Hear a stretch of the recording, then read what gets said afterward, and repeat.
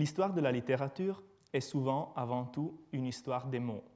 Il existe des mots que nous appelons volontiers des mots-clés, capables d'orienter puissamment notre lecture des œuvres littéraires. Parfois, c'est la littérature elle-même qui crée ces mots ou en consacre une connotation particulière en précisant leur acception. Et ici, je suis encore une fois désolé de devoir toucher à la tarte à la crème de M. Zinck, parce que je vais citer encore l'histoire du roman, du terme roman, qui prend naissance au Moyen-Âge, d'abord dans l'essence linguistique d'idiome vernaculaire. Il devient ensuite, par extension au domaine de la littérature, un synonyme de texte écrit en cet idiome vernaculaire, pour parvenir enfin, par délimitation de ces traits distinctifs, à la définition d'un genre littéraire. Le genre originairement courtois et chevaleresque, qui, après des siècles d'évolution et de métamorphose, se démontrera le plus apte à raconter aussi bien le triomphe de la bourgeoisie que la crise de l'individu. Tout cela est clair et bien connu.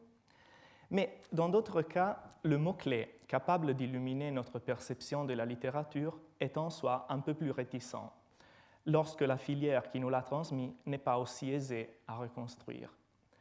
Ainsi, il arrive que nous connaissions l'aboutissement du procès de définition, mais son point de départ, ou bien plusieurs phases de son déroulement, nous échappent. Cela détermine une potentielle faute de compréhension qui s'avère être encore plus remarquable quand les défauts de connaissance de l'histoire du mot en question sont sous-estimés ou passent inaperçus des spécialistes. C'est ce que je crois avoir pu vérifier en m'occupant des pseudonymes poétiques des troubadours. Ces pseudonymes, les hétéronymes, les signatures poétiques et surtout les signals dans la poésie médiévale feront l'objet de mon discours. Mais puisque parfois, pour apprécier pleinement un phénomène historique, il faut considérer tout d'abord son résultat ultime, permettez-moi de commencer par la fin. Dans le vocabulaire de la critique littéraire contemporaine, mais aussi chez les simples lecteurs de poésie, le mot ancien occitan « signal », dérivé évidemment du latin « signum », désigne un nom d'invention employé en substitution d'un nom réel. Les poètes modernes et contemporains se sont servis et se servent abondamment d'un tel élément, qui fait partie de la langue poétique de tout temps, sans besoin de lui donner ce nom de signal. Quelqu'un d'entre eux, pourtant, probablement fasciné avant tout par le succès du terme en dehors de son champ d'application originaire, y pose l'accent et en fait l'occasion pour une réflexion métapoétique de remarquable envergure. Andrea Zanzotto, par exemple, sans doute le poète italien le plus important de la seconde moitié du XXe siècle, choisit d'intituler l'un de ses poèmes « Gli sguardi, i fatti e segnal », les regards, les faits et segnal. L'œuvre, composée en 1969, met en scène l'acte de violence et de dissipation de l'univers symbolique qu'a été la récente conquête américaine de la Lune, par un dialogue à la limite du non-sens entre des personnages inconnus et le signal représentant la voix féminine du satellite. Le sens du mot occitan se trouve expliqué par l'auteur lui-même dans une note accompagnant la deuxième édition du livre. Zanzotto définit ainsi le segnal. Segnal, nome pubblico che nasconde quello vero, per i trovatori, o semplicemente segnale, o volendo simbolo del simbolo et avanti. Donc un nom public cachant le vrai nom, pour les troubadours, entre parenthèses, signal ou, si l'on veut, symbole du symbole, etc. L'origine médiévale, troubadouresque et socioculturelle du mot est visiblement affichée. Nous reviendrons par la suite sur ce nom public remplaçant d'un nom privé. Quant à son contenu sémantique, pour Zanzotto, l'essence du signal réside dans sa faculté d'être un signal absolu, symbole du symbole, représentation d'une mise en abîme incessante et vertigineuse, figure de l'absence, selon le vocabulaire philosophique contemporain, qu'exprime la poésie. Lisons quelques vers du discours du signal, un discours constamment marqué par la négation. Pardon. No, io non mi sono ancora. No, io non mi sono nata. No, io nido nodoso dei no, diamante di mai. No, io sono stata il glissato alato. No, io non ero la neve, né la selva, né il loro oltre, eppure e a dispetto e nonostante. Non, moi je ne me suis pas encore. Non, moi je ne me suis pas né. Non, moi ni plein de nœuds de non, diamant de jamais. Non, moi j'ai été le glissé à côté. Non, moi je n'étais ni la neige, ni la forêt, ni l'heure au-delà. Pourtant, et en dépit, et cependant. Capable, comme le sexe féminin, d'exprimer le mancamento absolu propre à la nature humaine, le signal est ainsi appelé à devenir l'un des éléments fondamentaux de toute expression poétique. On pourrait voir là l'insoupçonnable modernité des troubadours. Le poète italien semble sûr que son idée du signal est cohérente avec celle de ses prédécesseurs médiévaux. Davantage, il semble persuadé que pour son public aussi, la question du signal est assez claire et simple. Claire, la définition traditionnelle du mot occitan. Simple, l'évolution sémantique, mais surtout poétique, à laquelle celui-ci peut être soumis dans l'œuvre d'un poète de nos jours. Arrêtons-nous maintenant à la définition traditionnelle, dont la responsabilité revient aux philologues qui se sont penchés sur l'étude de la poésie des troubadours. En gros, la littérature critique sur le sujet qui nous occupe, une littérature critique produite entre la fin du XIXe siècle et les temps présents, pourrait être résumée comme suit. Premier moment, les philologues ont constaté chez les troubadours l'emploi très abondant de pseudonymes. Deuxième, ils ont reconnu ou appliqué à cette pratique poétique les noms de signal. Troisième, ils ont fait du signal ainsi défini un aspect crucial de la poétique troubadouresque. Une précision en marge. Je parle des philologues comme un ensemble homogène, ce qui ne serait normalement pas approprié, vu que l'interprétation de la poésie médiévale, ils n'ont presque jamais exprimé d'opinions unanimes. Cependant, si un débat plus ou moins véhément a pu exister et existe toujours autour de la fonction des sobriquets employés par les différents auteurs, dès le début, l'accord sur l'idée de fond de ce qu'est un signal ne saurait être plus parfait. C'est précisément un sort de méfiance à l'égard de cette extraordinaire unanimité, corroborée par l'impression qu'il n'existe encore pas d'études critiques vraiment complètes et satisfaisantes sur le pseudonyme poétique des troubadours, qui m'a amené à essayer de remonter à la source de la théorie du signal afin d'en vérifier autant que possible la validité. Sur le premier point, c'est-à-dire la présence de pseudonymes, je n'ai pu que constater à mon tour l'évidence. Ces noms, susceptibles d'identifier selon le cas la femme aimée ou une dame à célébrer, ou bien l'un des confrères correspondants ou mécènes du poète, est un élément parmi les plus emblématiques et exclusifs de la poésie des troubadours. Preuve en est, au contraire, l'absence de ce genre de sobriquet, à la fois chez les trouvères en langue d'Oïl et chez les poètes italiens de l'école sicilienne, quoique ces deux expériences poétiques dépendent directement de celles de leurs prédécesseurs du Midi, et à bien des égards en reflètent la manière. Malgré tous les efforts philologiques et herméneutiques, ces noms d'invention ne cessent de garder une bonne partie de leur mystère. D'abord, leur genèse, bien qu'investiguée à plusieurs reprises par les chercheurs les plus scrupuleux, nous est toujours obscure.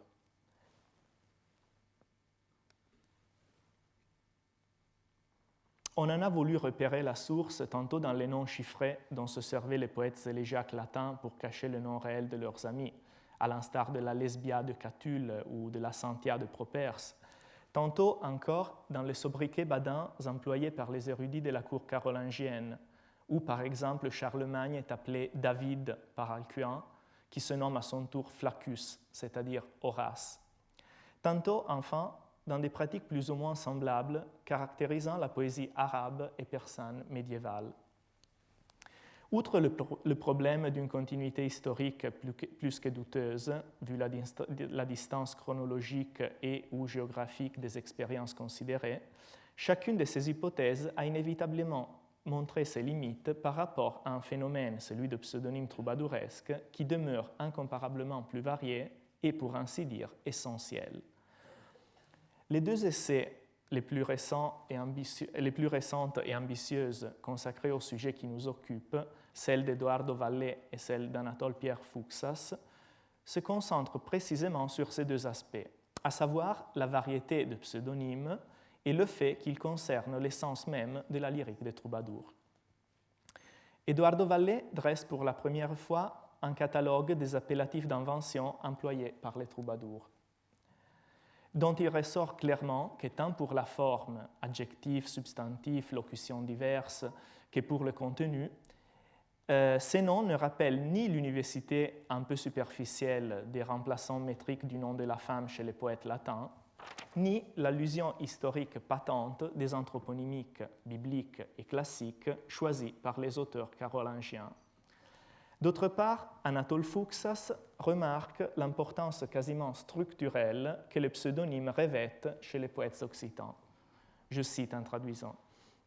Le Versteckname, nom caché en allemand, nous verrons dans un instant l'origine de cette définition, ne se borne pas à cacher l'identité de l'interlocuteur direct du discours poétique. Il l'acquiert à la sémantique du discours lyrique en le baptisant par un nom nouveau qui correspond souvent à l'un des mots-clés de la chanson. Ici, l'inconnu, au sens mathématique, n'est pas un simple symbole, un signe conventionnel dépourvu d'un relief propre, mais un mot riche de sens. Il y a plus, je crois. Non seulement le pseudonyme participe de la sémantique profonde du discours lyrique, il révèle aussi le réseau de rapports sociaux et poétiques en même temps qui relie les troubadours entre eux et avec les élites qui en constituent le premier public. Par conséquent, l'énigme que le pseudonyme semble garder résidera moins dans la volonté des auteurs de cacher quoi que ce soit que dans le défaut de connaissance du contexte et des clés du message poétique de la part des récepteurs postérieurs. Nous pouvons le constater déjà à partir de l'époque de la rédaction des chansonniers. Les milieux étrangers, surtout italiens, catalans et français, où les poèmes occitans sont recueillis, copiés et insérés dans des anthologies plus ou moins systématiques, ont perdu une partie au moins des informations utiles à la compréhension du message poétique des troubadours. Afin de limiter et de compenser cette perte, les Vidas et les Razos rassemblent une quantité de données plus ou moins véridiques ou vraisemblables. Les tentatives, souvent frustrées, d'identifier le pseudonyme et d'expliquer leur sens ont une place importante dans cet effort exégétique.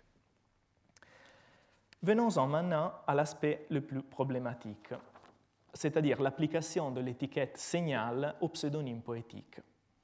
Le philologue allemand Karl Appel l'imposa par sa Provenzalische Chrestomaties à partir de la traduction comme nom caché, Versteckname, du mot signal, un mot signal qu'il trouvait dans la version en prose la plus ancienne de l'Aes d'Amors.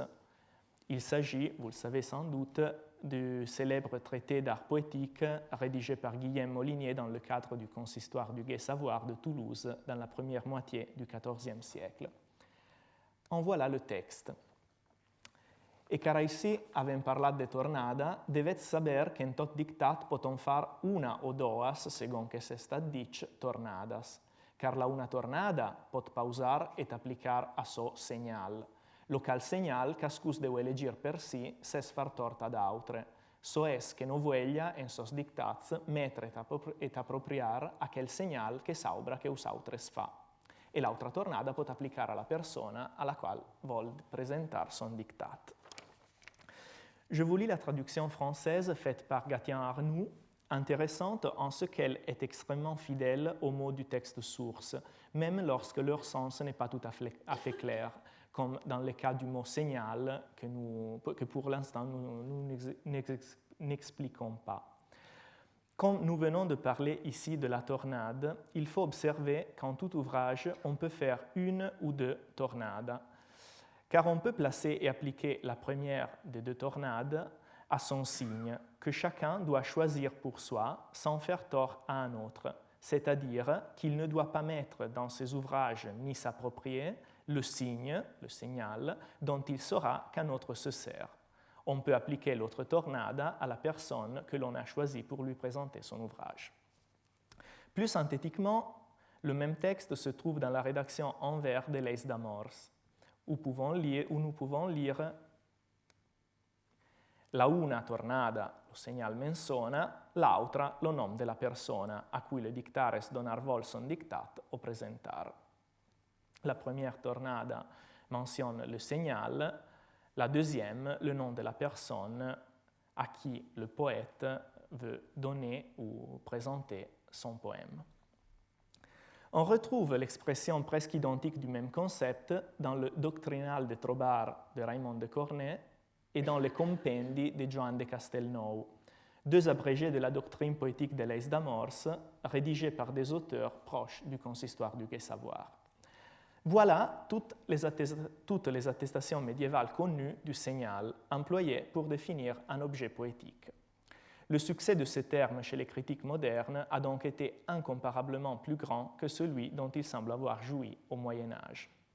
En effet, ailleurs, c'est-à-dire avant tout dans la poésie des troubadours, signal ne se trouve qu'au sens propre de signe, dans toute sa latitude sémantique, mais jamais pourvu d'une quelconque valeur technique ou métapoétique. Les Vidas et les Razos, quant à elles, ignorent complètement le mot signal. Cela me paraît suffisant pour affirmer que, à ce que nous pouvons en savoir, l'emploi technique de signal pour indiquer le pseudonyme est complètement inconnu des troubadours eux-mêmes. Il remonte tout au plus aux théorisations faites sur leur poésie par leurs épigones toulousains dans un contexte et avec des finalités descriptives et normatives très différentes.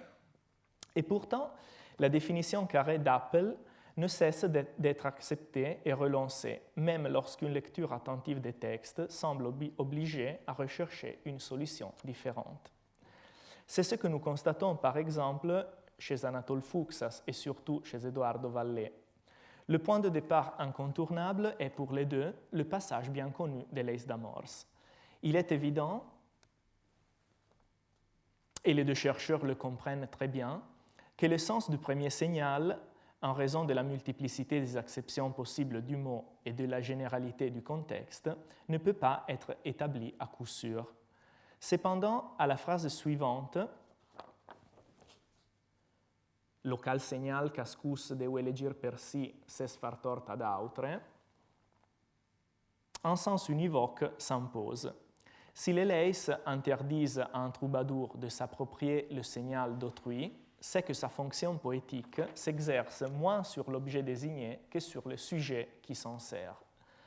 La possibilité d'une telle fonction n'est évoquée que très hâtivement et avec beaucoup de prudence par les deux auteurs. Nous voyons chez Fuxas, Molinier paraît traiter le signal comme une véritable signature, un titre original de propriété, une marque apte à garantir de quelque façon que l'auteur du poème soit reconnaissable.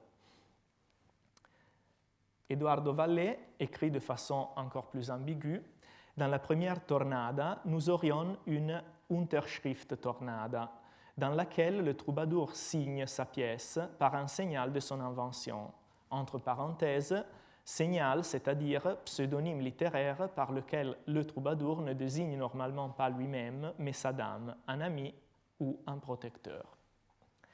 Signal en tant que signature, donc, une marque de propriété intellectuelle.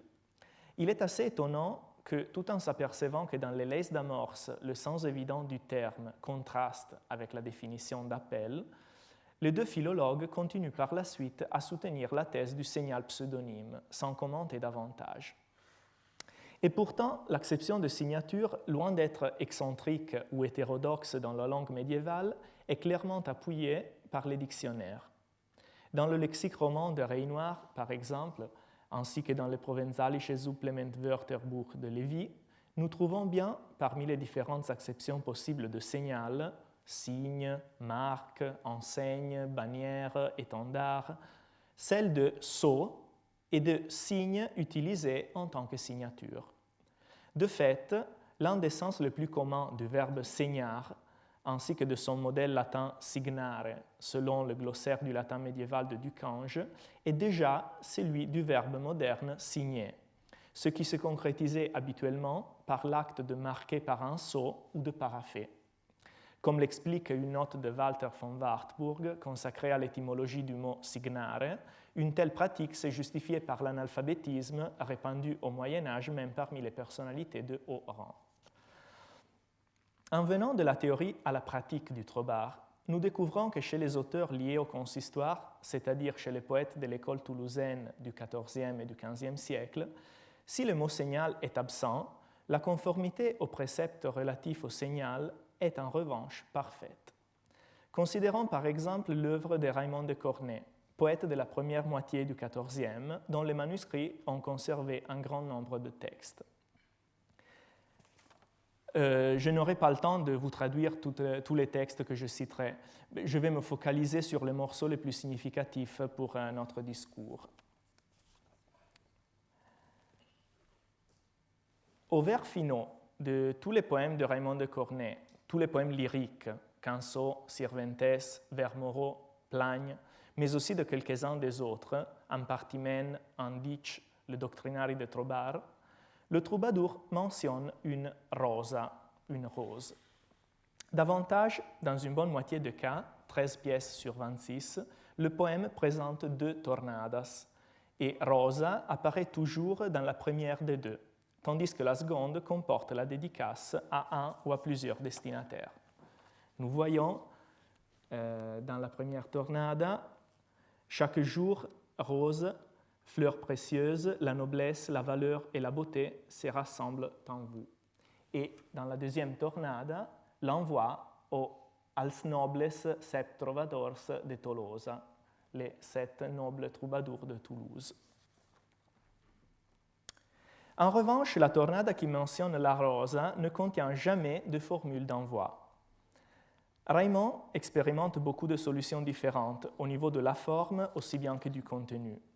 Appellatif ou substantif, avec ou sans article, le nom rosa peut se présenter seul ou dans un syntagme qui exprime tantôt la relation exclusive qui le lie au sujet, ma rosa, ma rose, tantôt une de ses qualités propres, rosa vermiglia, rosa plazens, rosa gentils, ou des qualités circonstancielles, ma rosa de mai, rosa d'avril.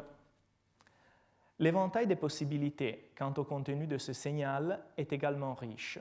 Si dans un certain nombre de cas, la rosa semble dissimuler l'ami, tant soit peu idéalisé du troubadour, dans les chansons pieuses ainsi que dans quelques vers moraux, elle désigne la Vierge.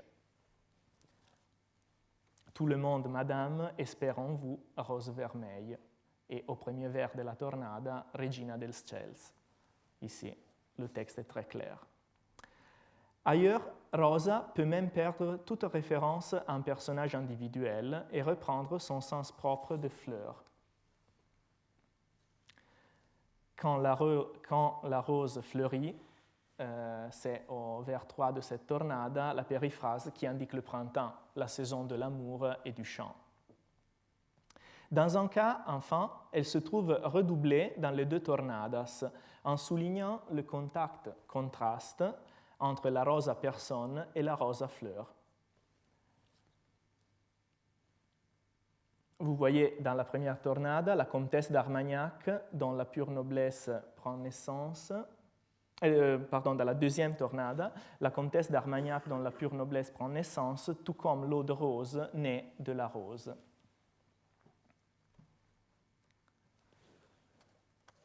Il est donc évident que chez Raymond de Cornet, la rosa, loin de signifier de façon univoque une femme concrète, représente par sa fixité de fond au-delà des variations formelles et référentielles le sceau du poète.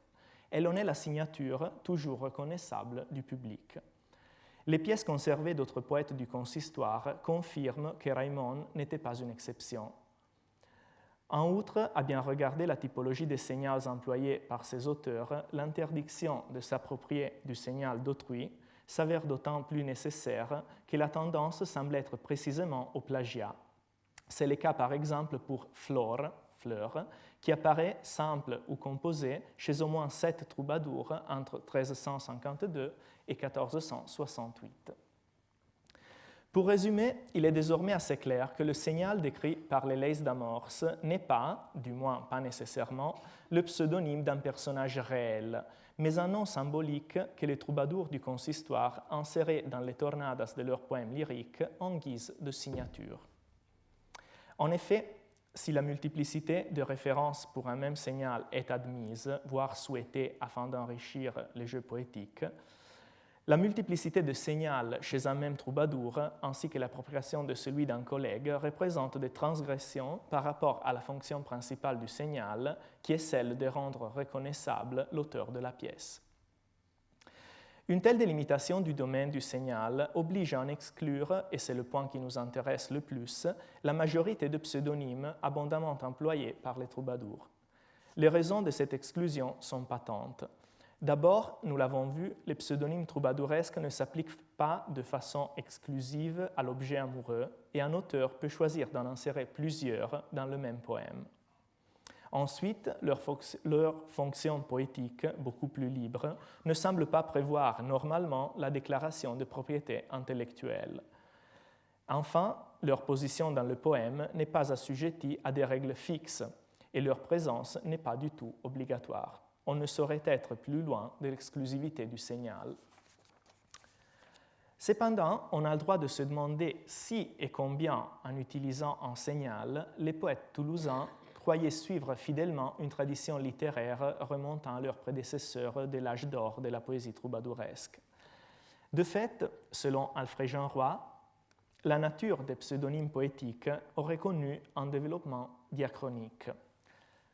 Je cite, « Vers la fin du XIIIe siècle, les poètes qui chantent de platoniques amours et se piquent d'immuables fidélités n'emploient plus qu'un seul signal, qui devient leur propriété exclusive et équivaut à une signature. » Alfred Jean Roy l'avait bien reconnu. Ainsi en est-il pour Belle de Port chez Guiraut Riquière, pour Belle Rai chez Joan Esteve, pour Rosa ou Rosa Gentil chez Raymond de Cornet, pour Mon fin désir chez Joan de Castelnau. Il en allait tout autrement chez les troubadours antérieurs, qui ne se faisaient pas scrupule de s'approprier des signals déjà utilisés. En gros, on peut être d'accord avec ce que Jean Roy dit dans ce passage. Il est tout à fait vraisemblable que la pratique du signal dérive de quelque façon de celle du pseudonyme référé à la dame aimée. Et c'est sans doute la mauvaise interprétation des ressemblances entre l'une et l'autre pratique qui a pu créer, au moins en partie chez les philologues modernes, la confusion des deux. Certes, la réalité n'est pas aussi simple que Jean Roy la présente. Chez Guiraut Riquière, par exemple, la présence de Belle de Port dans les tornadas ne revient que dans 7 chansons sur 27, ce qui est un peu peu pour pouvoir parler du signal à la façon de Raymond de Cornet ou de Leis d'Amorce. Les considérations de Jean Roy s'adaptent plutôt à Cerveri de Girona, l'autre grand troubadour de la seconde moitié du XIIIe siècle, qui évoque Na Sobreprez dans 89 de ses tornadas. Mais la référence y est encore toujours à une dame tout à fait concrète.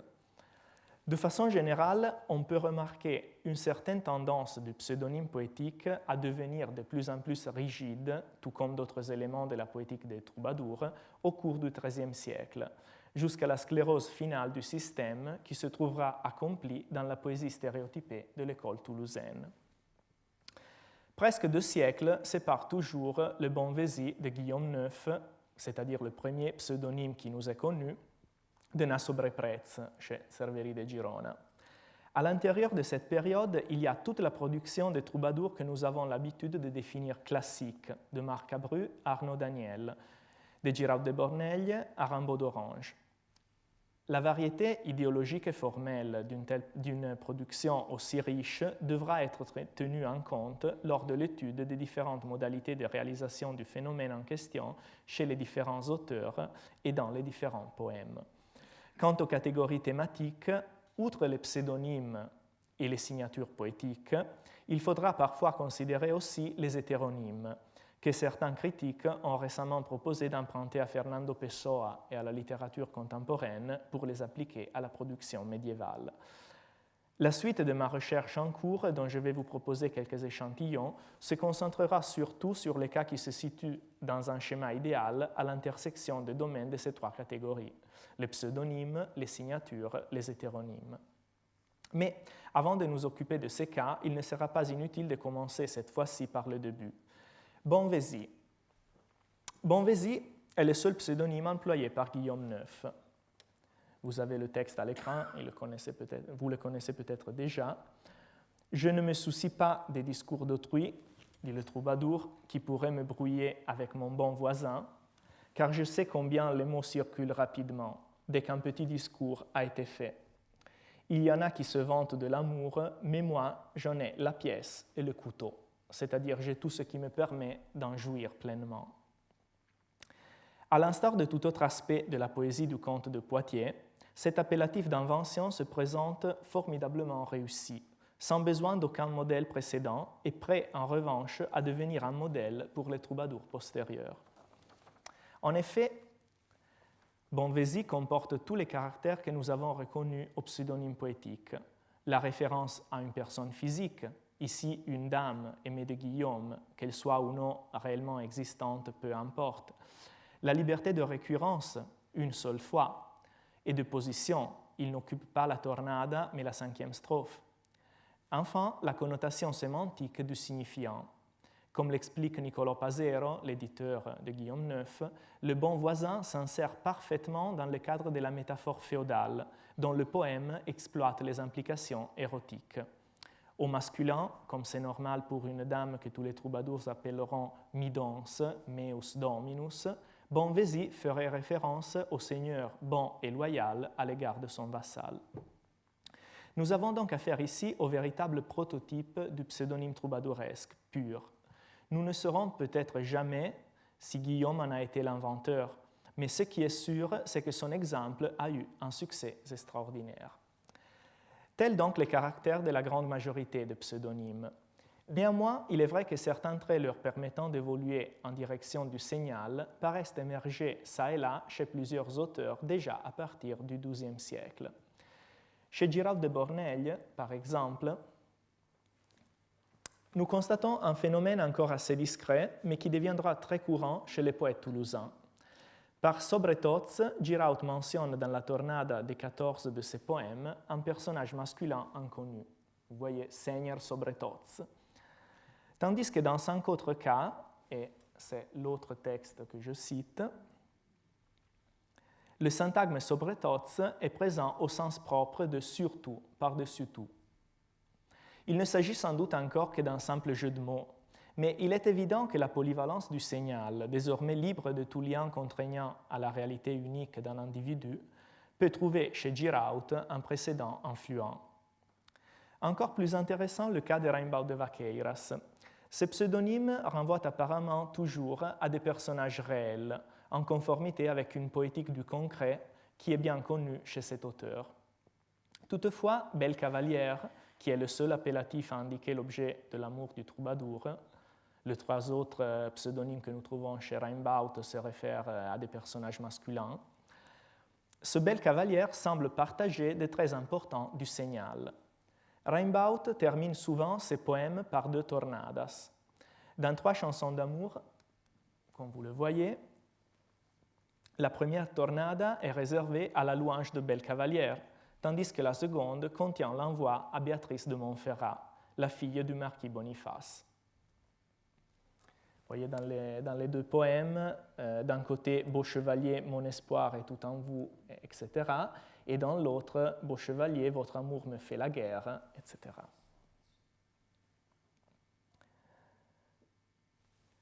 L'appartenance exclusive de Belle Cavalière à l'univers érotique et lyrique du troubadour qu'elle finit par identifier est par ailleurs confirmée par le glissement du pseudonyme dans la 2e tornade lorsqu'il est question de guerre plutôt que d'amour, comme dans la chanson de croisade et dans le poème allégorique que l'on appelle Carrosse.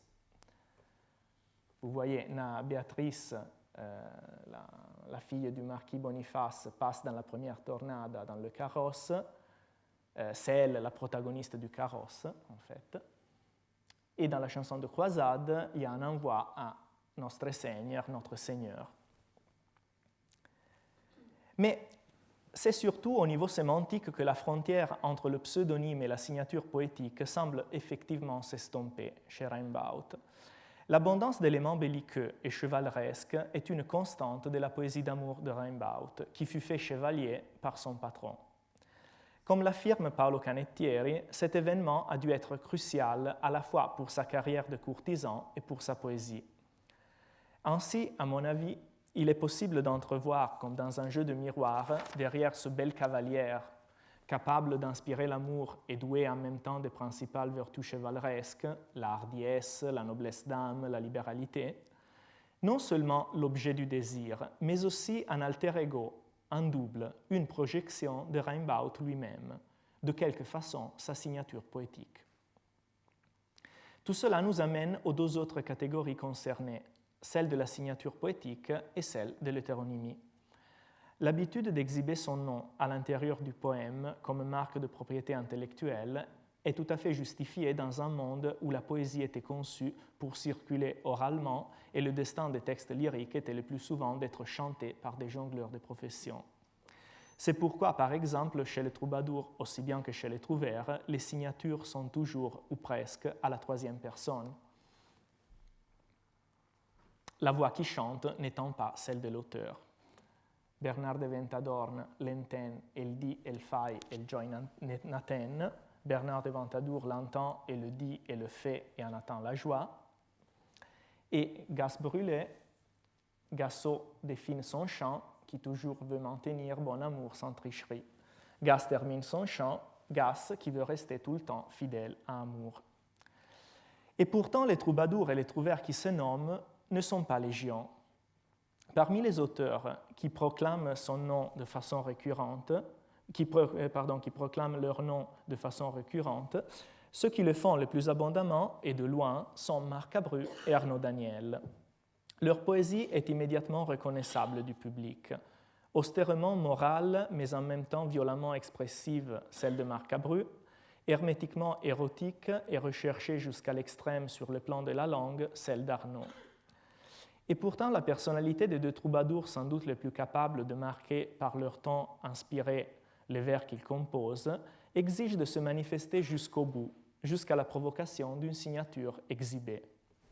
Chez Marc Abru, cette signature peut apparaître à n'importe quel endroit du poème, même au tout début, comme dans l'insipide véhément Pax in nomine Domini. Pax in nomine Domini, fets Marc Abruns los mots el so, augiats che di, etc. Paix au nom de Dieu, Marc Abru a fait les paroles et la musique, écoutez ce qu'il dit. Ici, la mise en scène préliminaire de l'autorité du poète, renforcée par celle de la formule latine, exprime avec force l'urgence de l'appel à la croisade qui brûle dans son âme. Un tout autre genre d'autorité est celle d'Arnaud Daniel, un morceau que vous connaissez très bien. Arnaud Daniel, dont le nom apparaît régulièrement dans les tornadas de toutes ses chansons. Eu sui Arnaut, chiamas Laura, et chasse la lebra blobou, et nadi contra Suberna. Je suis Arnaud qui ramasse le vent et chasse la lièvre avec le bœuf et nage contre courant. Le sens commun du mot Arnaldus, Arnaut, au Moyen-Âge, est celui de fou, de sot. L'inanité des actions décrites démontre très bien la folie, la sottise de notre Arnaud. Arnaud, donc, est le nom d'un amant que l'amour a rendu fou et qui, par cela même, possède l'autorité nécessaire pour parler d'amour mieux que quiconque. Contrairement à celles contenant les signals, les tornadas comportant la signature explicite du poète, Unterschrift tornadas selon la terminologie d'Appel, ne sont pas caractéristiques des derniers troubadours, bien au contraire. Avant même Arnaud et Marc Abru, c'est Sercamon le premier à s'en servir.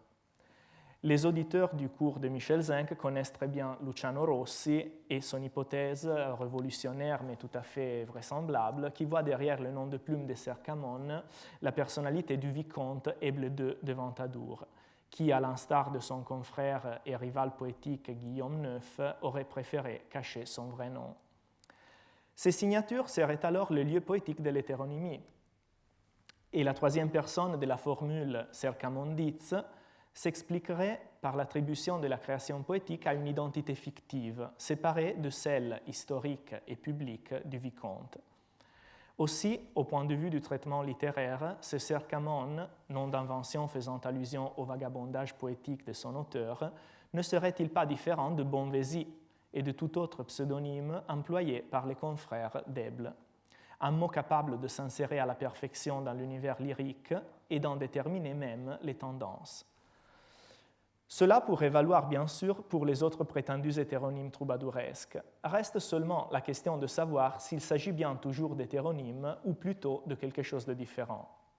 Je me borne ici à signaler un problème d'interprétation majeur en ce sens, à savoir la difficulté de tracer une ligne de partage entre pseudonyme et hétéronyme, dans un domaine, celui de la poésie lyrique, où le témoignage des textes est limité et le plus souvent ambigu. Prenons par exemple l'un des sobriquets des Rimbaud d'Orange, l'ignaure. Les critiques y ont savamment reconnu à la fois le jeu de mots sur lignage doré, lignage de vent du conte, et la référence à l'histoire d'Ignoret, version grivoise de l'histoire du cœur mangé, dans laquelle le mets servi aux nombreuses amantes du héros par les maris trahis est une partie beaucoup moins noble que le cœur. Si l'allusion faite par Rimbaud dans ses poèmes non seulement à son activité sexuelle multiple, mais aussi à sa propre castration pourrait faire penser à un hétéronyme choisi par l'auteur, le fait que le nom Lignaure n'est prononcé que par ses interlocuteurs, surtout par Girard de Borneglie, rend tout aussi possible l'hypothèse contraire, c'est-à-dire l'hypothèse d'un pseudonyme inventé par le troubadour limousin et ensuite revendiqué implicitement et avec auto-ironie par le comte d'Orange. Revenons-en aux signatures, avec un dernier exemple, moins connoté que ceux de Marc Abru et d'Arnaud Daniel au point de vue de la personnalité poétique de l'auteur, mais sans doute plus intéressant pour la recherche de la genèse du signal. Chez Raymond de Miraval, qui est un poète courtisan composant ses poèmes d'amour dans les premières décennies du XIIIe siècle, nous trouvons une modalité de signature un peu différente que l'on pourrait définir métonymique.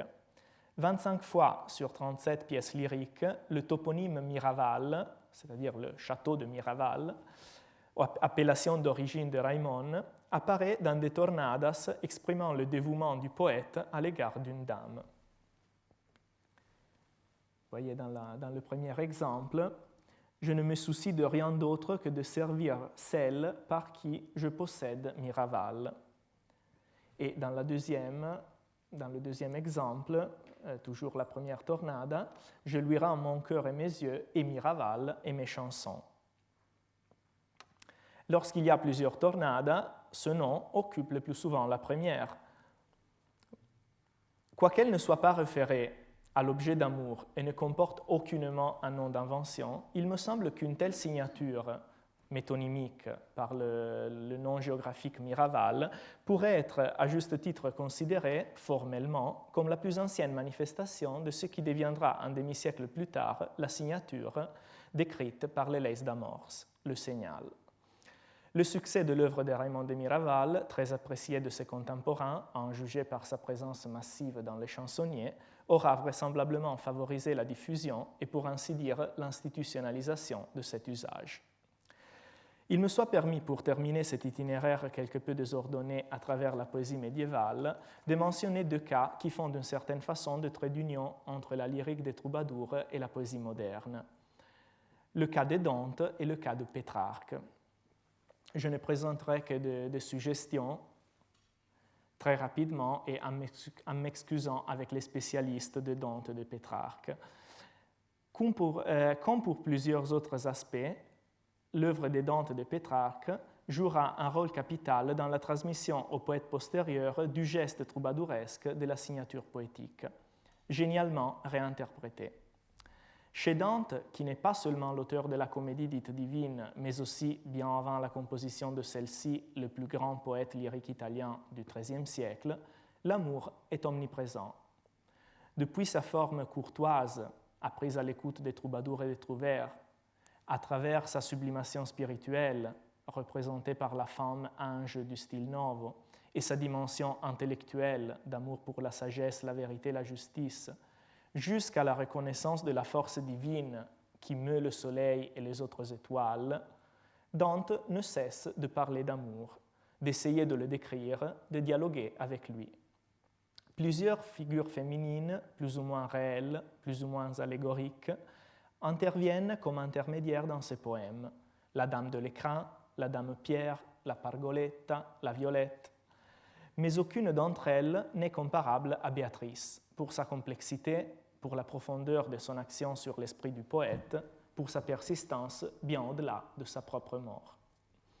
En effet, le personnage poétique inspiré par Bice, la fille de Folco Portinari, accompagnera Dante depuis la jeunesse décrite dans la Vita Nuova jusqu'à sa maturité sentimentale, biographique et spirituelle, non sans des moments d'interruption à cause de l'interférence des autres femmes que nous venons de mentionner, des moments d'égarement que Dante devra se faire pardonner avant de pouvoir monter au paradis, comme nous le dit la comédie elle-même. Certes, Béatrice est un vrai nom, appartenant à une femme présentée comme réelle.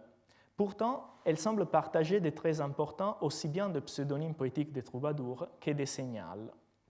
D'un côté, si Dante n'invente pas l'appellatif de son ami, il est néanmoins clair que le choix de Béatrice permet au poète une interpretatio nominis qui transforme la femme en une via beatitudinis, un chemin qui mène à la béatitude. En parallèle avec l'évolution de la conception de l'amour que Béatrice ne cesse d'incarner, celle-ci conduira Dante de l'expérience poétique de l'amour humain à celle de l'amour divin, suivant un parcours de perfectionnement spirituel incomparablement plus puissant et global que celui offert aux troubadours par leur dame. Le nom de Béatrice est donc, tout comme le pseudonyme des troubadours, un mot essentiel pour la langue poétique de l'auteur. Mais il semble participer aussi de la nature du signal, en ce qu'à la fois il donne cohérence et unité à l'existence poétique de l'auteur et marque l'autorité de celui-ci sur l'œuvre qu'il a décrite. Pétrarque est à bien des égards un disciple de Dante, bien qu'il ait toujours refusé de le reconnaître et que sa production annonce déjà l'humanisme, tandis que celle de son dévancier peut être considérée comme le sommet de la conception médiévale du monde. Si les contenus de la poésie des deux auteurs sont fort différents et les formes le sont partiellement, c'est sur des éléments moins évidents et pourtant fondamentaux, comme les ressources stylistiques, que nous pouvons apprécier la dette de Pétrarque à l'égard de Dante. Parmi ces éléments, le nom de la femme aimée ressort de toute évidence. Laura, la dame aimée par Pétrarque, est à la fois, tout comme Béatrice, un nom réel et un nom parlant. L'étendue de sa polysémie est encore plus ample, en accord avec la poétique de la concentration linguistique, l'imitation du vocabulaire et densité du sens qui caractérise l'œuvre vernaculaire de Pétrarque. Comme l'affirme Rosanna Bettarini, l'éditeur du chansonnier de Pétrarque, le nom de Laura est interprété par l'auteur en séquence et de façon évasive comme le laurum, le laurier sempervirent de la fable d'Apollon et Daphné, comme laurum, l'or, chevelure d'un corps féminin jamais complètement atteint, comme Laura, le vent, esprit, souffle, mais aussi flatus créateur qui souffle librement, à l'instar du non moins ambigu Vent de Paradis de Bernard de Ventadour.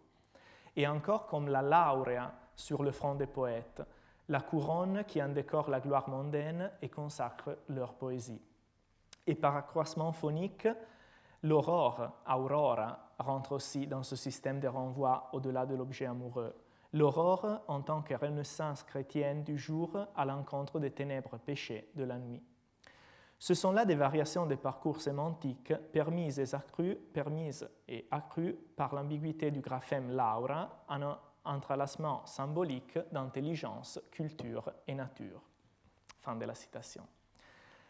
Encore plus que pour Béatrice, nous sommes obligés de reconnaître que Laura est bien le signal de Pétrarque, c'est-à-dire un nom capable de représenter par ses fluctuations autour du centre, qui est l'amour du poète pour la femme Laura, tout l'univers poétique de son auteur. Mais chez Pétrarque, la synthèse optimiste qui avait conduit Dante, grâce à l'intercession de Béatrice, désormais faite pur esprit, à la contemplation de la plénitude de l'amour céleste, cette solution béatifiante n'est plus possible.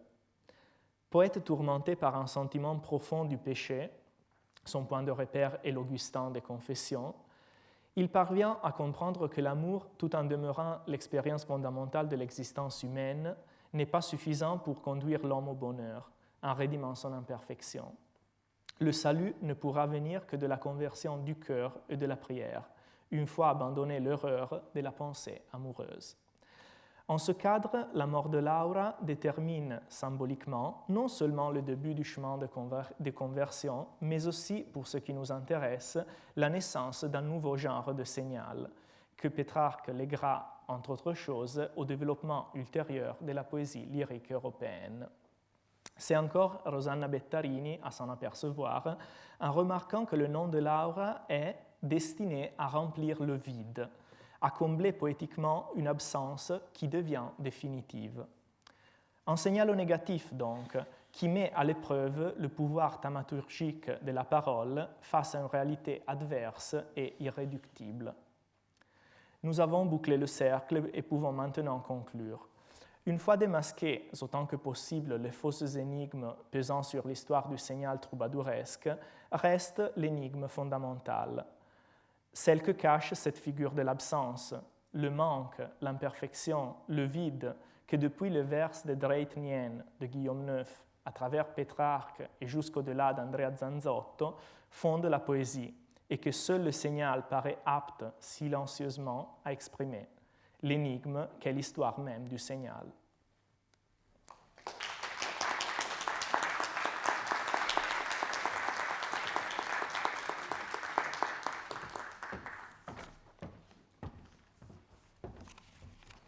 Merci Federico d'avoir si bien justifié mon propos liminaire. J'avais annoncé un orateur à la fois savant, érudit et d'une extrême pénétration littéraire et poétique, et à la fois la démonstration elle-même et la conclusion confirment entièrement mon propos.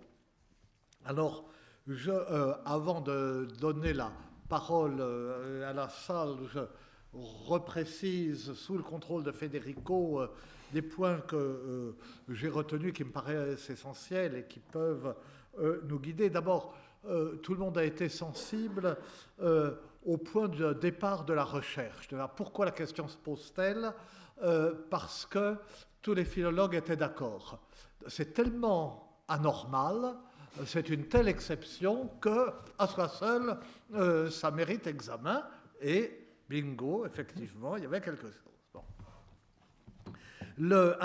Oui, d'une part, le grand point de départ, c'est que, d'un côté, le Versteckname, le nom caché, est un nom caché pour nous qui découvrons cette poésie. Ce n'est pas un nom caché pour les contemporains. Tout le monde savait très bien de quoi il s'agissait. Et c'est, une fois de plus, cette erreur des philologues qui pensent que leur point de vue, parce qu'ils sont savants sur leur objet, était le point de vue de leur objet même. Le deuxième point, alors ce qui était essentiel au départ de la démonstration, c'est que les troubadours eux-mêmes, ainsi que les Vidas et les Razos, qui commencent déjà à avoir un demi-décalage chronologique, ignorent le sens technique de signal, et que ce sens est donné par les Leis d'Amors, mais qui, eux, sont des textes qui commencent à avoir vraiment de l'extérieur cette poésie, et les Leis d'Amors, Guillaume Molinier présente de façon normative des constatations, de sorte qu'il essaye de donner un poids de sens à quelque chose qui est seulement une constatation. d'où des dérives et des erreurs. Là,